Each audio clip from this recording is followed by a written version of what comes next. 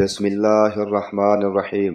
انس بن مالک رضی اللہ عنہ نے بیان کیا کہ نبی کریم صلی اللہ علیہ وآلہ وسلم کو ایک دن ثابت بن قیس رضی اللہ عنہ نہیں ملے تو ایک صحابی نے کہا، یا رسول اللہ، میں آپ کے لیے ان کی خبر لاتا ہوں۔ چنانچہ وہ ان کے یہاں آئے تو دیکھا کہ اپنے گھر میں سر جھکائے بیٹھے ہیں۔ اس نے پوچھا کہ کیا حال ہے؟ انہوں نے کہا کہ برا حال ہے۔ ان کی عادت تھی کہ نبی کریم صلی اللہ علیہ وآلہ وسلم کے سامنے حضرت صلی اللہ علیہ وآلہ وسلم سے بھی اونچی آواز میں بولا کرتے تھے۔ انہوں نے کہا، اسی لیے میرا عمل غارت ہو گیا اور میں دوزخیوں میں ہو گیا ہوں۔ وہ صحابی حضرت صلی اللہ علیہ وآلہ وسلم کی خدمت میں حاضر ہوئے اور آپ صلی اللہ علیہ وآلہ وسلم کو اطلاع دی کہ ثابت رضی اللہ عنہ یوں کہہ رہے ہیں۔ موسیٰ بن انس نے بیان کیا، لیکن دوسری مرتبہ وہی صحابی ثابت رضی اللہ عنہ کے پاس ایک بڑی خوشخبری لے کر واپس ہوئے۔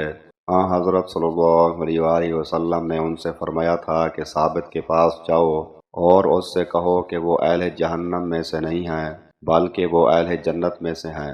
صحیح بخاری حدیث نمبر 3613۔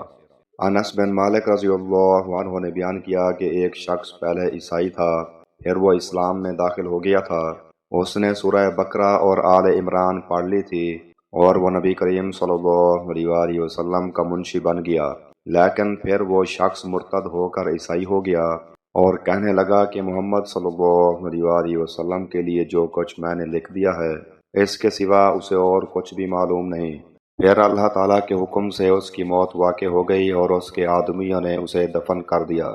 جب صبح ہوئی تو انہوں نے دیکھا کہ اس کی لاش قبر سے نکل کر زمین کے اوپر پڑی ہے۔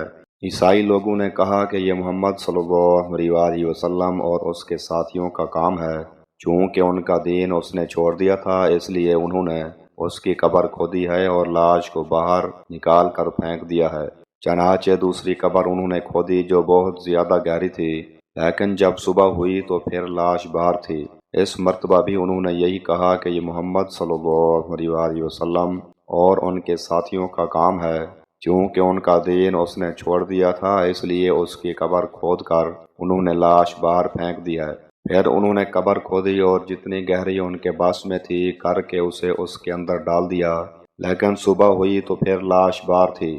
اب انہیں یقین آیا کہ یہ کسی انسان کا کام نہیں ہے بلکہ یہ میت عذاب خداوندی میں گرفتار ہے، چنانچہ انہوں نے اسے یوں ہی زمین پر ڈال دیا۔ صحیح بخاری حدیث نمبر 3617۔